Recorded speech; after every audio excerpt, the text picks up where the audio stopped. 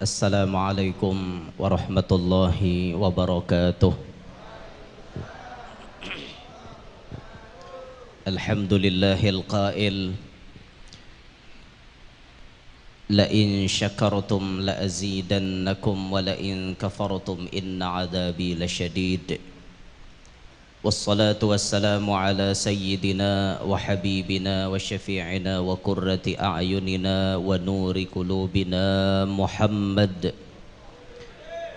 imami ahli tauhid wa ala alihi wa sahbihi wa dhurriyyatihi wa atba'ihi ila yaumil wa'id. Rabbi syrah li sadri wa yassir li amri wahlul 'uqdatam min lisani yafqahu qawli wasaddid lisani wahdi qalbi bijahid nabiyyi wassahbi wal ali dusturakum ya ahlad darak wa ya ahlal batin wa ya ahlan naubah wa ya ahlan nur. Amma ba'd. Yang mulia para habaib dan para syaraif anak cucu baginda Nabi Muhammad sallallahu alaihi wasallam, terlebih khusus yang berhadir di tengah-tengah kita, orang tua kita Sayyidil Habib Husain bin Ali As-Segaf, juga Al-Habib Ali Al-Idrus beserta para habaib yang lainnya. Yang mulia para alim ulama, guru-guru agama, para asatidz.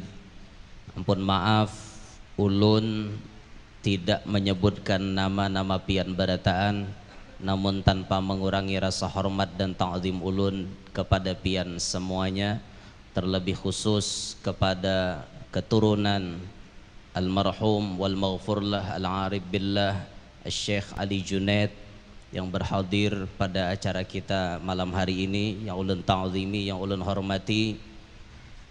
Yang ulun hormati Bupati Kabupaten Berau, bupatinya orang Sanggam, beserta wakil yang berhadir pada malam hari ini, juga para pejabat yang lainnya baik dari sipil, TNI maupun Polri. Pun maaf ulun kada nyambatakan ngaran pian, namun kada mengurangi rasa hormat ulun lawan pian barataan. Ketua Ta'mir Masjid, para panitia, para relawan, hadirin hadirat yang ulun hormati, yang ulun muliakan, mudah-mudahan semuanya mendapatkan ridha Allah Subhanahu wa taala. Syukur alhamdulillah, pada malam hari ini, di malam yang sangat mulia Sayyidul Ayyam wa Idul Muslimin, di malam penghulu segala hari, hari yang menjadi hari raya orang Islam di setiap minggunya, kita ditakdirkan oleh Allah berkumpul pada malam hari ini untuk mengenang, untuk mengingat sebuah peristiwa yang sangat penting, khususnya kepada kita anak-anak bangsa Indonesia ini, yaitu kita berhadir pada kesempatan malam hari ini untuk mengingat, untuk memaknai kemerdekaan yang telah Allah berikan kepada kita. Salawat dan salam selalu tercurah dan terlimpah keharibaan junjungan kita Nabi besar Muhammad sallallahu alaihi wasallam, juga kepada para keluarga, para sahabat, dzurriyyat dan seluruh pengikut beliau ila akhiriz zaman. Hadirin sekalian, angka 17 merupakan angka yang sangat istimewa bagi kita, baik dari segi agama maupun dari segi kita yang berada di negara Indonesia. Angka 17 ini adalah angka yang sangat-sangat istimewa. Satu, Allah turunkan Al-Quran pertama kali pada malam 17 Ramadan. Allah pilih angka 17. Al-Quran yang menjadi pedoman bagi kaum muslimin, Al-Quran yang menjadi pedoman sepanjang masa. Bahkan tidak hanya kita kaum muslimin, para cendekiawan-cendekiawan yang non-Islam, mereka pun banyak mendapatkan kajian-kajian ilmiah yang sumbernya dari Al-Quran. Itu Allah turunkan pada malam 17 Ramadan. Lalu kemudian ada Allah memerintahkan salat kepada kita kaum muslimin, itu jumlahnya setiap hari 17 rakaat. kada bisa kurang, kecuali nang disuruh Tuhan boleh mengurangi. Siapa yo boleh? Nang kaya kami musafir 4 jadi 2, membuhan pian diam di kampung itu boleh mengurangi. Korupsi ngarannya mau mengurangi itu. Isya 4 timbul pian mengurangi jadi 2, orangnya ada di berau sini berdiam tapi yang Isya 2, nah itu korupsi ngarannya. Nah kalau kami boleh ada dispensasi, itukah bahasa kerennya, ada keringanan. 4 dikurang jadi 2, dikosor. 4 jadi 2, dhuhur jadi 2, ada apa, Isya 2, dhuhur 2, asar 2, kan kami boleh. Yang kada kawa dikosor itu maghrib lawan subuh. Amun maghrib dikosor tengah 2 lah. Ada sembahyang tengah 2. Kayak apa sembahyang tengah 2? Ada apalagi subuh dikosor, berarti parai. Hungang ngaran gitu. Terlalu pintar maulah hukum. Nah, setiap hari normal sembahyang itu rakaatnya ada 17. Setiap hari normal itu. Nah kemudian Allah berikan hadiah khusus kepada kita bangsa Indonesia ketika sudah berapa ratus tahun kita dijajah. Belanda datang ke Indonesia, menjajah Indonesia tidak kurang dari 350 tahun. Ada yang namanya POC dan lain-lain sebagainya. Habis Belanda menjajah, apakah habis penjajahan di Indonesia? Oh kada, disambung lagi oleh Jepang, orang Tuha, Jepang datang ke Indonesia. Memang kada lawas, cuman kurang lebih 3,5 tahun. Tapi ujar arwah Nini bakisah, karena Nini itu lawan Kai termasuk Petran.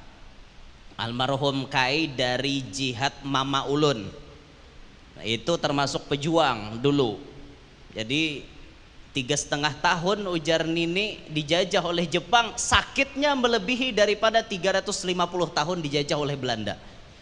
Jadi Jepang sadisnya luar biasa waktu menjajah. Tapi alhamdulillah kan Allah atur bagaimana Indonesia bisa lepas dari Jepang. Karena di Jepang dibikin ada kekacauan oleh tentara sekutu, kota yang Hiroshima dan Nagasaki. Suah lepian ke Hiroshima dan Nagasaki sama pada keresuah. Hiroshima lawan Nagasaki itu dibom oleh sekutu. Akhirnya Jepang ini pikirannya mamau, ngerti pian mamau, kacau. Pikiran Jepang nih kacau nih, mau menjajah di Indonesia apa mau urusin negara seorang narahatan karena bom nih. Oh, akhirnya ini jadi penyebab awal lah. Akhirnya kemudian menyebabkan petinggi-petinggi negara kita, terutama Bapak Proklamator kita Insinyur Soekarno dan Bapak Dr. Andes Muhammad Hatta, kemudian beliau membentuk ada yang namanya BPOPKI, Badan Persiapan Usaha Kemerdekaan Indonesia, dan kemudian terus ada PPKI. Ini tugasnya untuk mempersiapkan kemerdekaan Indonesia. Nah, tapi awal-awalnya di situ dulu penjajah ini keluar dari Indonesia. Akhirnya lalu cepat-cepat diolah supaya Indonesia bisa merdeka. Dijajah nih, lawas kita dijajah, lama kita dijajah. Tapi kemudian Allah beri hadiah melewati perjuangan datuk-datuk kita, nenek-nenek kita, pejuang orang-orang dulu berjuang bujur-bujur. Akhirnya angka 17 dipilih oleh Allah untuk kita negara Indonesia menjadi hadiah yang terbesar untuk rakyat Indonesia. Kemerdekaan terjadi pada tanggal 17 tapi bulannya bulan Agustus tahun 1945 di Jalan Pegangsaan Timur nomor 56 kah 65 kah 56 leh ya kada ini sejarah Indonesia loh, jangan macam-macam pian. Pian diam di Indonesia kada. Jalan Pegangsaan Timur nomor 56. Oh, Masya Allah, diumumkanlah teks proklamasi di situ, dikibarkan bendera yang disepakati warnanya merah putih. Padahal bendera Belanda asalnya 3 leh. Apa warnanya bendera Belanda tuh? Merah putih biru dinto kah? Itu bendera Belanda. Setelah merdeka srek disobek yang birunya tertinggal merah putih. Wah, masya Allah. Tapi nanti dikibarkan tuh lain sobekan lah, maksudnya rakyat nang menyobek nginto, nang menyobek bendera Belanda, set birunya disobek tinggal merah putih. Tapi kalau bendera kita dijahit oleh ibu negara, Ibu Fatmawati Soekarno yang menjahitnya dengan tangan beliau, kemudian dikibarkan oleh Suhud dan Latif Hendra Diningrat. Mungkin ada salah kayak itu pang sejarahnya. Coba kena kembali buka buku sejarah lah. Ulun ini kada tapi mau udak juga, cuma ingat lagi SD sekolah suah belajar. Jangan tidak bungol juga masalah itu. Coba alhamdulillah lagi SD toh sawat belajar nang kayak itu toh. Ya alhamdulillah. Angka 17 menjadi angka yang sangat istimewa bagi orang Indonesia karena di situ kita merdeka. Alhamdulillah. Nah, maka dari itu semua nikmat yang Allah berikan wajib hukumnya kita syukuri. Ma'asyiral muslimin. Allah berjanji la in syakartum la azidannakum. Jikalau kalian bersyukur pasti aku tambah nikmat tersebut. Tapi sebaliknya wala in kafartum inna adzabi lasyadid. Tapi jikalau kalian kufur kepada nikmatku, ingat adabku sangat pedih. Kemerdekaan yang Allah berikan itu nikmat. Dan nikmat itu hanya titipan Allah. Dan namanya titipan bisa diambil oleh orang yang menitip. Namanya titipan. Bisa diambil. Bini titipan, bisa diambil Tuhan. Laki titipan, bisa diambil Tuhan. Ada yang bininya sudah diambil Tuhan? Pasti ada lah. Pasti ada. Jadi duda. Baru sekarang ya lagunya Bahari itu. Oh aku rasakan tak punya istri, rasanya kesepian. Barulah 1 bulan, sebulan ya hanyar tinggalkan bini, diriku ditinggalkan, aku sudah tak tahan. Ada tahan lagi aja sebulan ya hanyar bini mati. Makanya lah lakiannya bila mati bini lah kasih kawin, jangan bala lambat, capati kawin pian. Bini pian dalam kubur dapat nikmat jar bujuran. Ulun siqoh nih rawinya bujur toh. Ulun dapat itu dari Tuan Guru Bahari bujur toh di Banjar toh. Ada Tuan Guru Bahari berucap makin cepat jar lalaki itu kawin imbah bininya mati, bininya makin himong, makin bahagia dalam kubur. Hen bo kadada buela ano jadi bibini itu dalam kubur bila laki babini cepat sakit hati dalam kubur dada. Makin cepat laki pian babini makin bahagia pian dalam kubur. Dalam kubur bukan di dunia, dalam kubur bukan di dunia. Kalau di dunia mungkin pian sengsara karena makan hati setiap hari dikarukut buaya hati. Tapi kalau dalam kubur jar makin cepat laki pian tuh babini lagi pian makin bahagia. Masuk akal. Kenapa? Lakinya pian terhindar dari zina. Coba kalau nyapian hendak mati menyumpah lawan laki, abahnya sini dulu, iringi aku. Apa jernya laki? Ikuti saya. Demi Allah, saya berjanji, tidak akan kawin lagi, walaupun istri saya sudah meninggal. Itu bubungulan jadi bibini kayak itu. Bungol jadi bibini kayak itulah. Itu ngarannya cemburu sampai kaliang lahat. Udah usah buai kayak itu apa mama larakan laki bebini. Awak sudah dalam tanah tuh laki jadi pikir akan masih lah hungang. Apa? Atau ada pintar ngarannya orang laki itu seorang mati ya lagi apa mikirakan laki. Mane aneh habibinian. Ada sebagian binian nang kayak itu tuh menimburu kelewatan sampai menyumpahi laki. Pian jar bila kawin kuda tangi bila malam pertama tuh mati jadi hantu ngarannya mendatangi laki aneh-aneh. Itu terlalu cemburu itu boleh tapi jangan cemburu buta ya kada bo boleh cemburu Pian melihat laki pian diparaki oleh bibinian lain, cemburu, wajar, manusiawi.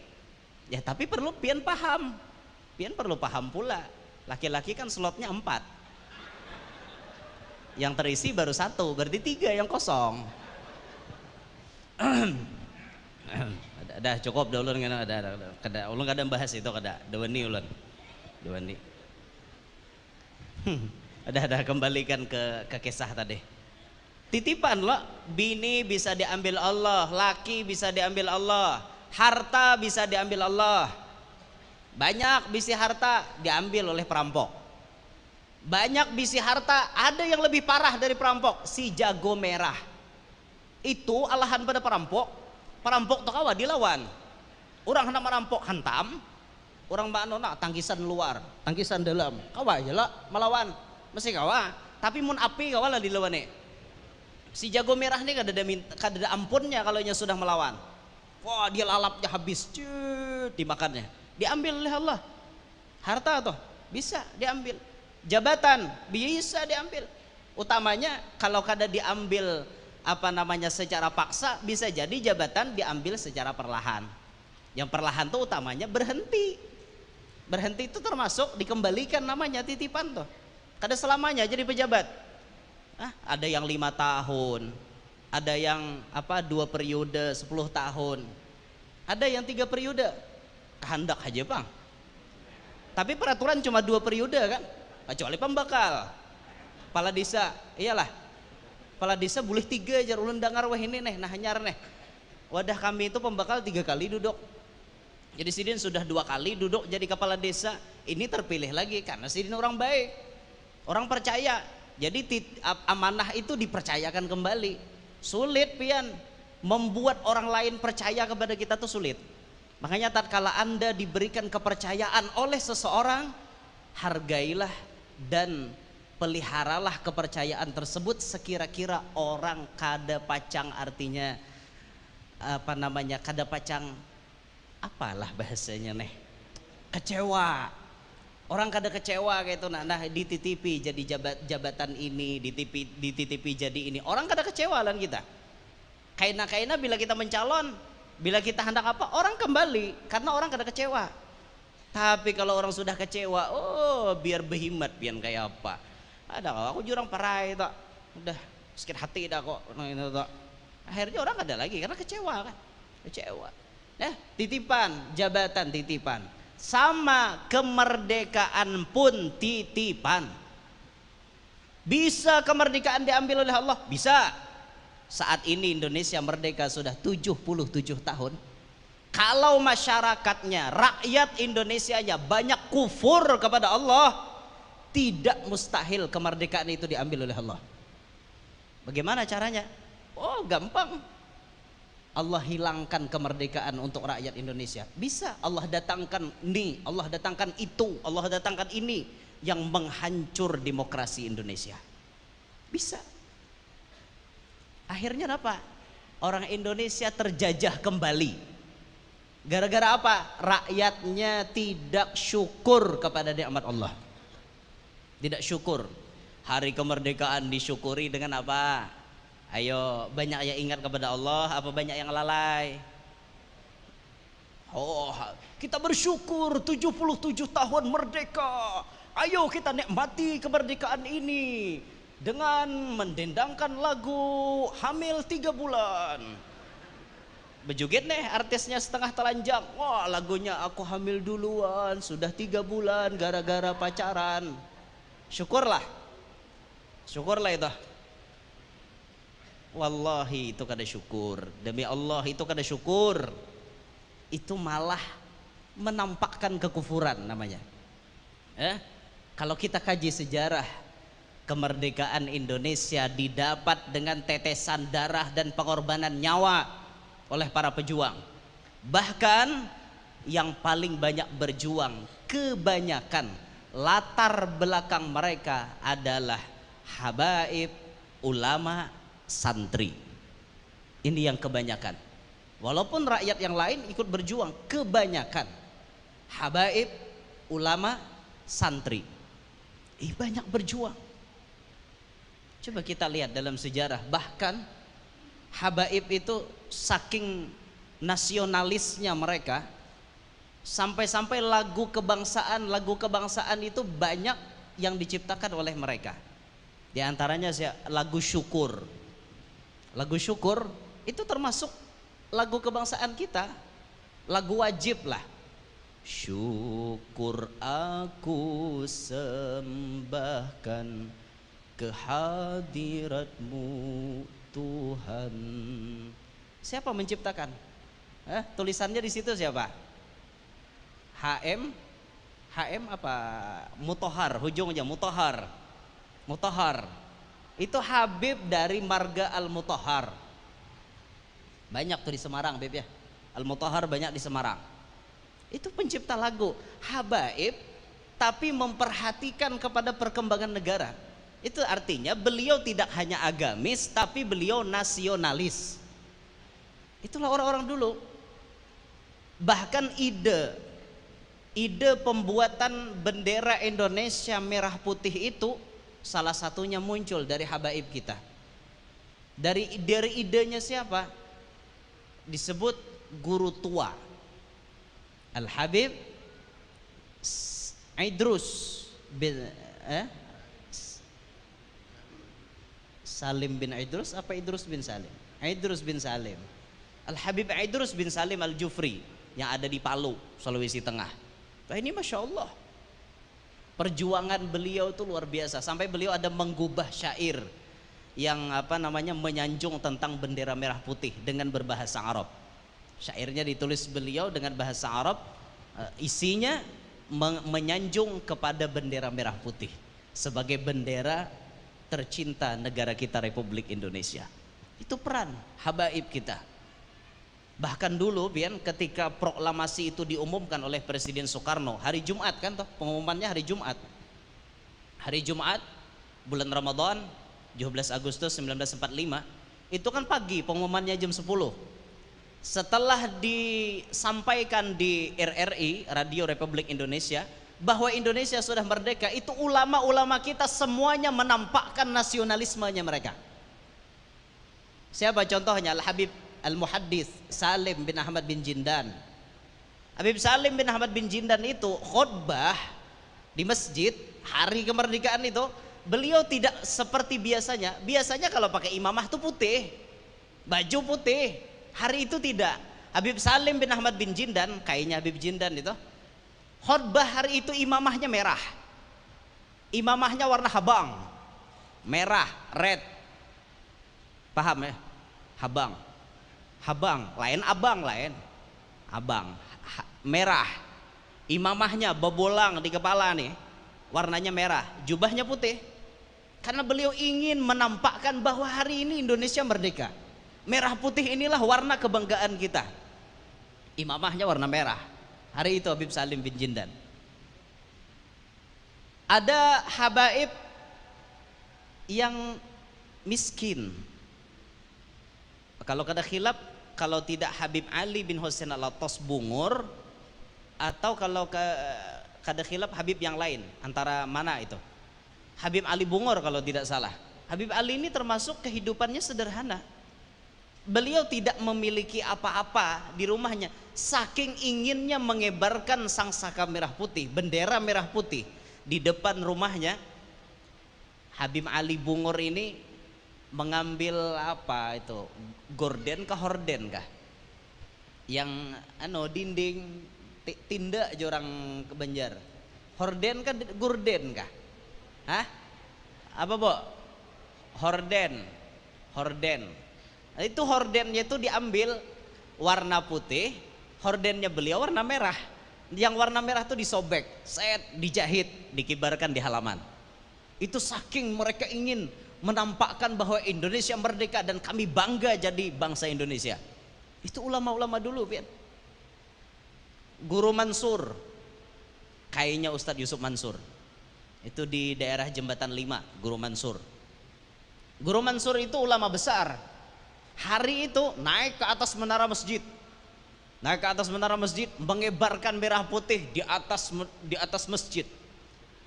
Itu luar biasa ulama-ulama kita.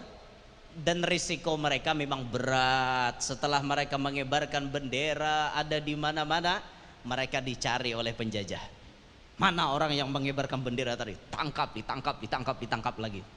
Ayo, ada kegembangan. Kalau Indonesia ini setelah merdeka 17 Agustus 1945, apakah santai? Oh, ternyata ada agresi militer 1 Belanda, ada agresi militer 2 Belanda. Berjuang lagi. Nah, disinilah kemudian peran para santri banyak luar biasa, di antaranya Bung Tomo. Bung Tomo itu membakar semangat rakyat Indonesia dengan kalimat Allahu Akbar. Ketika di Surabaya itu Allahu Akbar melewati RRI itu, Allahu Akbar, semangat rakyat mendengar kalimat Allahu Akbar. Sekarang banyak orang yang anti mendengar kalimat Allahu Akbar. Banyak sudah mendengar Allahu Akbar, bawaannya sinis saja lawan Allahu Akbar. Banyak orang wahini kayak itu, padahal Allahu Akbar setiap hari disambat. Pian adzan pakai apa?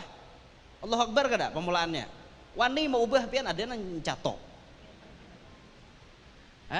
Allahu Akbar itu. Allahu Akbar setiap hari kita baca Allahu Akbar. Sembahyang maka takbir Allahu Akbar, bahkan jadi rukun qauli. Satu huruf pian kada mendengar bacaan Allahu Akbar, dari Hamzah Allah sampai Ra Akbar. Telinga pian kada mendengar tanpa ada udzur yang dibenarkan, telinga pian kada mendengar, kada sah sembahyang. Wajib memperdengarkan kepada telinga kita, kecuali ada udzur, telinganya bengang misalnya, itu wajar kada dengar, telinga bengang. Orang haja mandiri berapa jurang harga banyu, aku jah natulak kasana, orang batakon banyu natulak kasana jawabannya, itu bengang ngarannya, itu udzur kan. Atau misalnya ada bunyi ribut sampai kita tidak mendengar, itu dimaafkan. Nah, kalimat Allah Akbar itu setiap hari kita baca. Dan inilah kalimat yang dulu menyemangati orang-orang Indonesia ketika mempertahankan kemerdekaan. Bahkan Hadratus Syekh Kiai Haji Hasyim Asy'ari, beliau kemudian mengeluarkan resolusi jihad. Ketika ditanya oleh Presiden Soekarno, Kiai, bagaimana hukumnya membela tanah air dari penjajah yang akan kembali merongrong kemerdekaan kita? Maka Kiai Haji Hasyim Asy'ari mengeluarkan resolusi jihad bahwa fardu ain hukumnya bagi setiap warga negara Indonesia untuk membela kepada tanah airnya. Itu dikeluarkan resolusi jihad. Itulah peran ulama-ulama kita dulu, ma'asyiral muslimin. Jadi jangan kita kira ulama itu perannya hanya mengajari sembahyang, hanya melajari ngaji. Ternyata mereka itu di samping agamis, mereka juga nasionalis. Mereka nasionalis, memang pakaian mereka pakaian ulama. Pakaian mereka pakaian ulama, pakai gamis, pakai bolang, pakai selendang, pakai mislah, pakai tongkat, dan mereka bangga memakai dengan pakaian kebesaran kaum muslimin. Pakai imamah, mereka bangga, yang disebut oleh Nabi al-imamatu tijanul Arab. Imamah itu mahkotanya orang Arab. Bangga Rasulullah pakai ini, ya kita pakai. Menampakkan bahwa kita bangga, ini bagian dari Islam. Bangga menampakkan ini, tapi hati mereka nasionalisnya luar biasa. Itulah ulama-ulama kita. Nah, jadi jangan kita kira cuma melajari abata, cuma melajari sembahyang. Ulama pun mengerti urusan negara, mengerti pian. Bujur-bujur mengerti kayak itu. Nah, jangan sampai ada dalam hati kita, ini tuan guru ngertinya cuma agama, kada mengerti masalah negara. Oh, stop. Banyak tuan guru yang lebih mengerti urusan negara, pian. Banyak. Apalagi kalau kita lihat sekarang sosok Habib yang agamis plus nasionalis. Siapa beliau? Al-Habib Lutfi bin Yahya Pekalongan. Itu Habib agamis nasionalis. Kalau sudah urusannya bersangkutan dengan negara Indonesia, beliau tidak ada kata melempem. Beliau paling marah kalau melempem. Ngerti melempem? Bahasa orang Banjar bayut, lamahan. Nah, melempem, beliau itu kada suka. Kalau sudah mengatakan merdeka, memang merdeka kayak itu. Merdeka, nah kayak itu ada mau sini namuk kayak itu. Jangan melempem, Presiden. Keras Sidin. Itu Habib Lutfi bin Yahya. Sampaikan beliau mengarang isi dari Padang Bulan, lagu Padang Bulan itu isinya tentang Indonesia.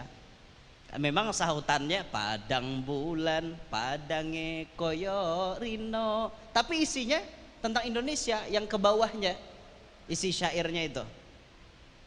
Apa itu? Ulun kada hafal nah syairnya Sidin tuh. Allah, merah putih selalu di dada. Itu kalau sudah nyanyikan kada semangat, marah Habib Lutfi. Kalau sudah mengatakan merah putih selalu di dada, itu harus semangat. Disinari pancaran imannya, dimanapun dia berada, tetap cinta Indonesia. Oh, biasa kayak itu sih Den. Tetap cinta Indonesia. Oh, penyanyi Sidin Padang bulan. Oh, luar biasa nasionalismenya beliau tuh. Sampai beliau diangkat oleh Pak Jokowi jadi salah satu penasehatnya. Salah satu penasehat beliau. Alhamdulillah. Karena beliau tuh bujur-bujur mengerti. Di samping agamanya, beliau bahkan menjadi mursyid thariqah. Mursyid thariqah beliau, bahkan thariqah apa-apa aja beliau menguasai. Masya Allah, agamisnya tuh luar biasa, tambah nasionalismenya luar biasa. Kenapa beliau bisa seperti itu? Karena beliau diajarkan oleh gurunya juga. Siapa gurunya beliau? Di antaranya Mbah Malik Purwokerto. Itu gurunya Habib Lutfi bin Yahya. Ketika tanggal 17 Agustus kata Habib Lutfi, saya dibawa oleh Mbah Malik dakwah jalan tapi melewati hutan. Ketika tanggal 17 Agustus tepat jam 10.00 waktu Indonesia Barat, Mbah Malik turun dari mobilnya. Turun, Lutfi, turun dulu. Duduk di tengah-tengah hutan, duduk. Di tengah-tengah hutan, duduk, tidak ada siapapun. Ketika itu kemudian Mbah Malik mengatakan ila hadratin Nabi wassahabah wal qarabah wat tabi'in wat tabi'it tabi'in. Terus pejuang-pejuang Indonesia itu disebut Sentot Prawirodirjo, kemudian disebut Pangeran Diponegoro. Itu dihadiahi Fatihah oleh Mbah Malik. Setelah selesai hadiahan Fatihah itu, Habib Lutfi bertanya, "Guru, kenapa pian berhenti di sini? Ini di tengah hutan." Lutfi, apakah kamu tidak sadar hari ini 17 Agustus dan ini tepat pukul 10.00, saat dimana dulu proklamator Indonesia mengumumkan kemerdekaan Indonesia. Apakah kamu tidak ada hormat kepada negaramu? Hari ini detik-detik proklamasi, setidaknya kita berhenti sejenak untuk mengenang perjuangan para pahlawan terdahulu. Paham Habib Lutfi? Berarti gurunya ini bujur-bujur memperhatikan kepada perkembangan negara, bujur-bujur menghargai perjuangan orang Bahari. Itu contoh dari guru beliau. Nah sekarang kita detik-detik proklamasi kita di mana? Ketika 17 Agustus kita di mana? Ada yang orang naikkan bendera masih bersepeda motor. Kada ada hormat sama sekali kepada negara. Kada ada hormat kepada bendera. Kada ada hormat. Apa aja menghormati bendera waraha itu orang kada paham. Itu orang ada pintar. Memang kesengnya bendera di balik merah putih banyak tetesan darah para pejuang yang merebut merah putih itu.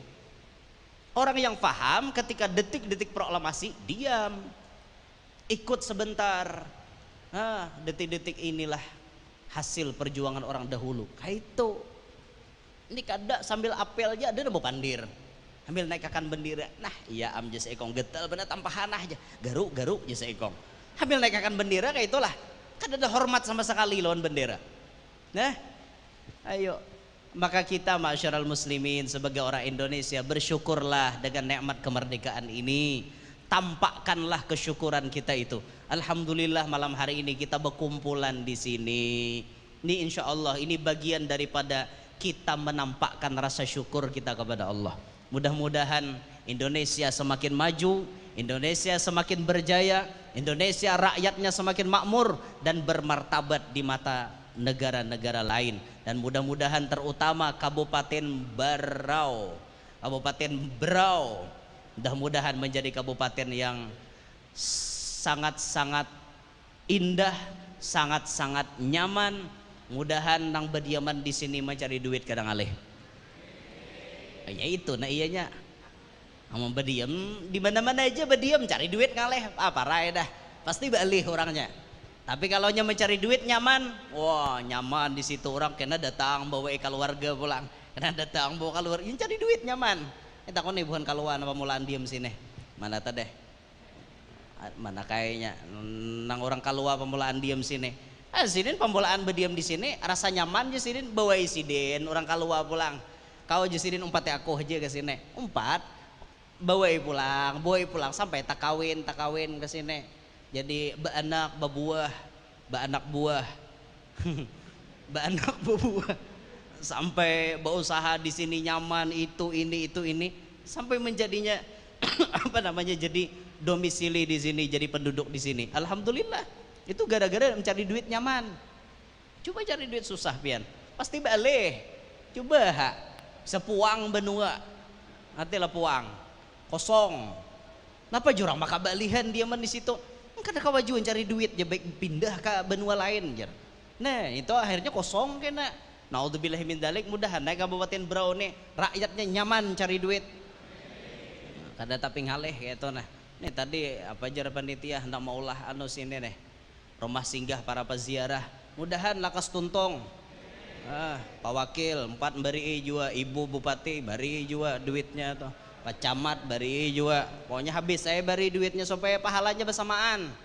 Itu nah, ulun gen jakanya sudah mulai hendak kayak juga 4. Cuma belum mulai jadi kadai dulu. Tapi urusan bukan pian para kesini aja.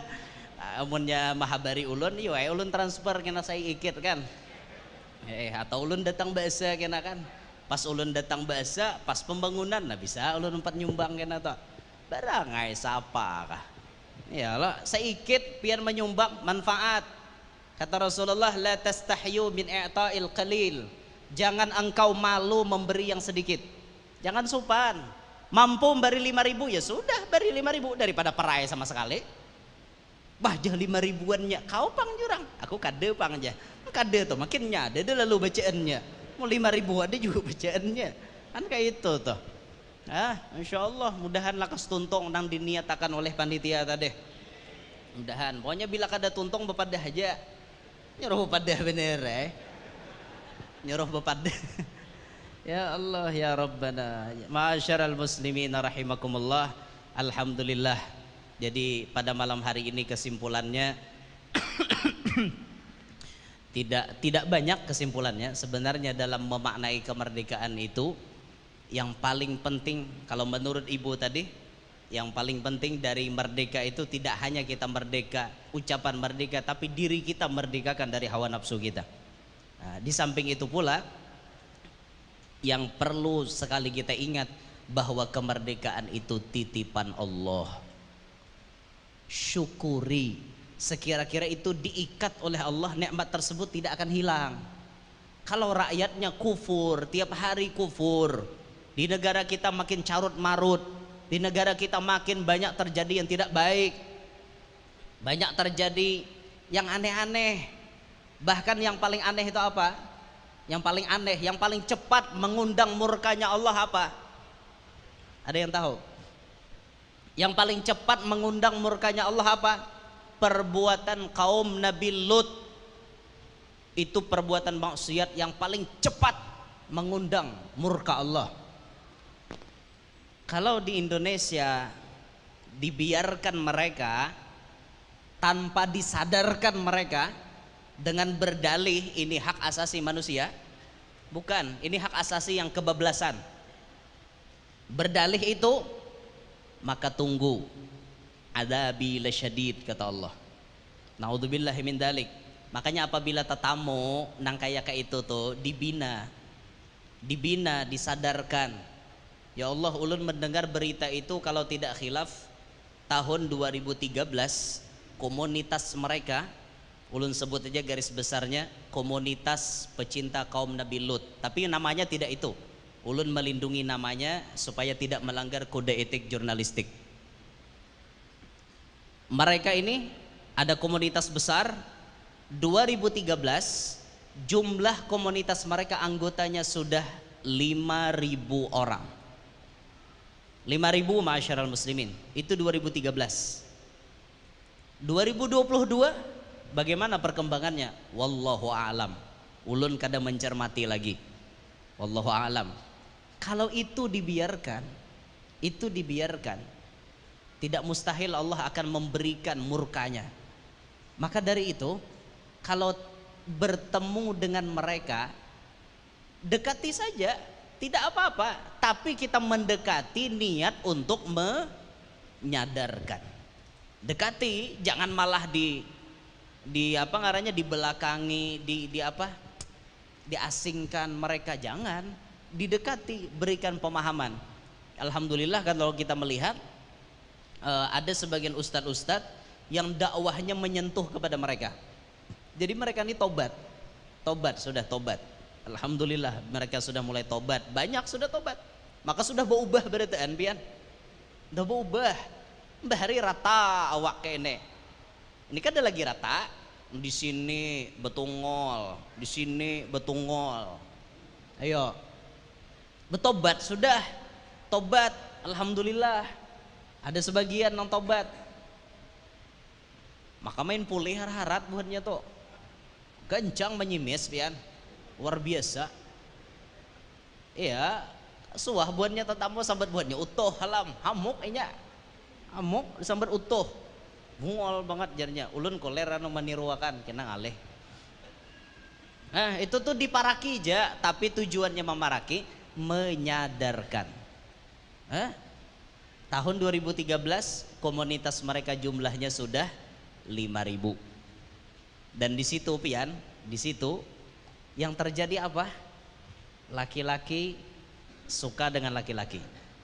Bahkan ada yang sebaliknya, perempuan suka dengan perempuan. Dan itu perbuatan kaum Nabi Lut. Ini paling cepat mendatangkan murka Allah. Kalau kemerdekaan diisi oleh mereka yang seperti ini, apa yang akan terjadi? Na'udzubillahi min dzalik. Makanya doakan semoga mereka-mereka yang terlibat itu disadarkan oleh Allah Subhanahu wa taala. Nah, ma'asyiral muslimin, inilah kesimpulan dari yang ulun sampaikan. Intinya mari sama-sama kita bersyukur, khususnya bersyukur kepada kemerdekaan yang telah Allah berikan kepada kita semua. Mudah-mudahan berkat perkumpulan malam hari ini Allah Ta'ala panjangkan kita umur kita dalam ketaatan. Allah Ta'ala berikan kita sehat, afiat. Mudah-mudahan Allah Ta'ala luaskan rezeki kita yang halal, kada lapah mencarinya. Mudah-mudahan Allah Ta'ala kabulkan semua hajat-hajat kita, hajat dunia maupun hajat akhirat. Mudah-mudahan para pejabat kita, para pemerintah kita semuanya diberikan kekuatan, diberikan amanah oleh Allah Subhanahu wa Ta'ala. Mudah-mudahan kita semua mendapatkan ridha Allah Subhanahu wa Ta'ala. Hidup kita beriman, meninggal pun nantinya dalam keadaan membawa iman. Mudah-mudahan yang hadir pada malam hari ini, nang mana belum bisi bini, mudahan lakas bebini. Nang mana belum balaki, mudahan lakas balaki. Nang mana belum bisi anak, mudahan bisi anak. Nang mana sudah bisi anak, mudah-mudahan anaknya semuanya dijadikan salihin salihat. Mudah-mudahan kita semuanya dipandang oleh Rasulullah dengan pandangan rahmatnya, dengan pandangan kasih sayangnya. Mudah-mudahan negara kita Indonesia menjadi negara yang makmur, negara yang maju, negara yang rakyat di dalamnya semuanya mudah mendapatkan kehidupan, mudah mencari rezeki di dalam negerinya sendiri. Mudah-mudahan negara kita Republik Indonesia menjadi negara yang aman, menjadi negara yang kemudian bisa memakmurkan kepada rakyatnya. Mudah-mudahan semua petinggi-petinggi negara kita diberikan hidayah, diberikan taufik, diberikan istiqomah, diberikan amanah oleh Allah Subhanahu wa Ta'ala. Amin ya rabbal alamin. Hada minni wal afu minkum. Kurang lebihnya ulun minta ridho, minta halal, minta maaf lawan pian-pian sabarataan. Kalau ada sumur di ladang boleh kita menumpang mandi. Kalau ada umur panjang insya Allah kami datang ke Berau lagi. Kalau ada sumur di ladang boleh kita menumpang mandi. Kalau ada umur panjang mudahan kita lakas tamimpi Nabi. Kalau ada sumur di ladang boleh kita menumpang mandi. Kalau ada umur panjang mudahan rancak tulak haji. Kalau ada sumur di ladang boleh kita menumpang mandi. Kalau ada umur panjang mudahan anak kita jadi wali. Kalau ada sumur di ladang boleh kita menumpang mandi. Kalau ada umur panjang mudahan kawa babini. Kalau ada sumur di ladang boleh kita menumpang mandi. Tapi mun ada aja kamar mandi di rumah aja gin mandi. Ada usaha ke sumur di ladang kajauhan. Kalau ada jarum yang patah jangan disimpan di dalam peti. Kalau ada kata-kata ulun salah jangan dimasukkan ke dalam hati. Kalau ada jarum yang patah jangan disimpan di dalam peti karena kada ada gunanya. Buang aja. Burung irian, burung cendrawasih, cukup sekian dan terima kasih. Burung irian, burung cendrawasih, burung perkutut, burung buburak, burung bentiung, burung beo, ya itulah nama-nama burung. Demikian yang ulun sampaikan. Minta ridho, minta halal, minta maaf atas segala kekurangan dan kekhilapan. Subhanakallahumma wa bihamdika asyhadu an la ilaha illa anta astaghfiruka wa atubu ilaik. Wassalamualaikum warahmatullahi wabarakatuh.